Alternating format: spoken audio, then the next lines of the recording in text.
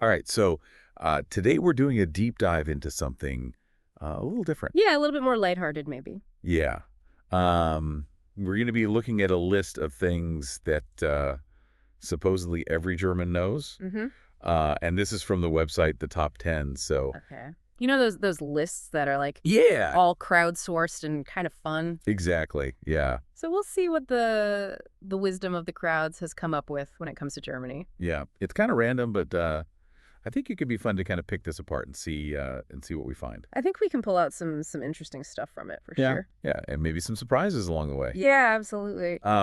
So this list, it kicks off with something that I think a lot of people will recognize immediately. Oh yeah, Volkswagen. Volkswagen, of course. I mean, huge German company founded way back in 1937. Wow. One of the biggest car manufacturers in the world. Yeah, I mean their cars are everywhere. Yeah, and it's really become, I think, a symbol of Germany in a lot of ways, like German engineering, Right. quality, and also, kind of their post-war resurgence. Yeah. That whole idea of kind of rebuilding and coming back stronger. I think Volkswagen is kind of part of that story. And it's interesting you mention that because this list also includes another um, company that's very tied to the idea of travel and moving around. Oh, yeah. Lufthansa. Lufthansa, Germany's flight carrier airline, and also one of the biggest airlines in the world. Right. So, yeah, I mean, they definitely have a big presence Yeah, in the man, world of travel. for sure. So we're seeing kind of a transportation theme here. Yeah, yeah, a little bit. Um, but now this is where I think the list gets a little bit more fun. Okay. We've got not one, Oh, but two major football clubs. all right. So first off, Lay it on me. we've got Bayern Munich. Oh, of course. Um, Who doesn't know Bayern Munich? right, like any football fan Yeah, yeah, worldwide. knows that name. But it's interesting, they've specifically listed as Football Club Bayern München E. Oh, wow. Very formal.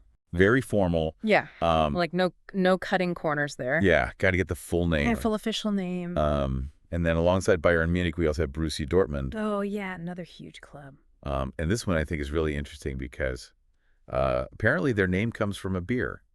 You're kidding? Yeah, The team is named after a beer. apparently so. Wow, that's amazing. Yeah, I was reading that and I was like, wait a minute, hold on, I gotta double check this. So, like, their mascot is just like a giant stein. Right. Well, I mean, can you imagine the tailgate parties? oh my goodness. I feel like that's like built-in team spirit right Yeah, there. Like your identity is brewed in. Exactly. Yeah, you're already good to go. Yeah, I love it. Okay, so this next one, I'm gonna admit I have a little bit of a personal bias towards, Okay.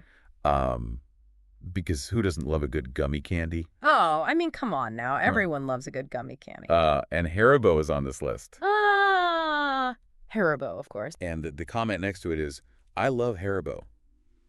They make the best gummy candies. I mean, hard to disagree with that statement. Right. And, I've always loved those little gummy bears. They're sold all over the world now. Yeah, they're like ubiquitous.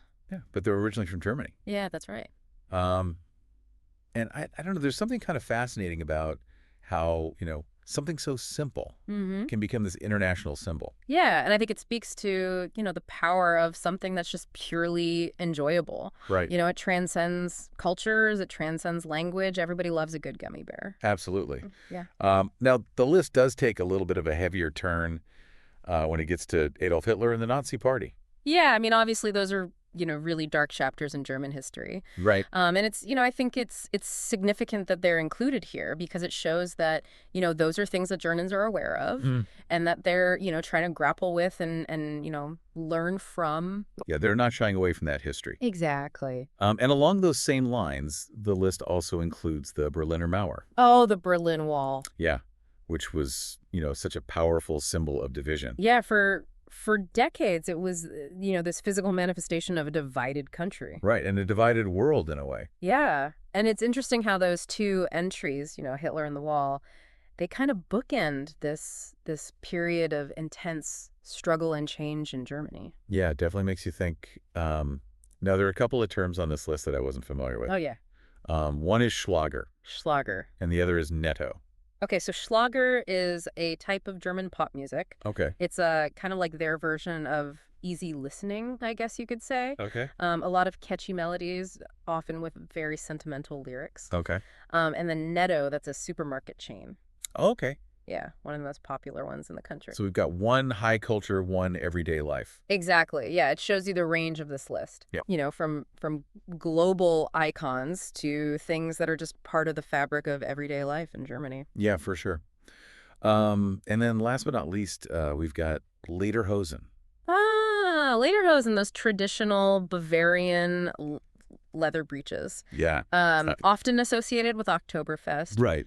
But, you know, they represent something deeper than that. It's Yeah. like a connection to a specific region and its traditions. Yeah. And I mean, I think it's funny how like an item of clothing Mm-hmm. can become so iconic. Absolutely. It becomes shorthand for a whole culture, Right. even if it's just, you know, one small part of it. Yeah, for sure. So we've made it through this list of things that supposedly every German knows. Yeah. We've seen, everything from cars and candy Yep. to football and history, Mm-hmm. music, Supermarkets. supermarkets. Yeah, we've run the gamut. We've covered it all. Yeah. But, looking at this list, it does make me wonder Yeah. about the things that aren't on here. Like what are the unwritten rules? Yep.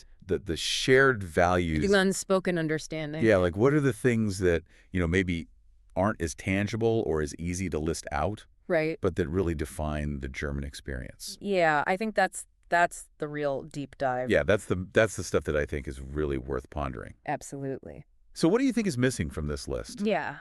What else makes someone truly German? Let us know your thoughts. Yeah, we'd love to hear from you.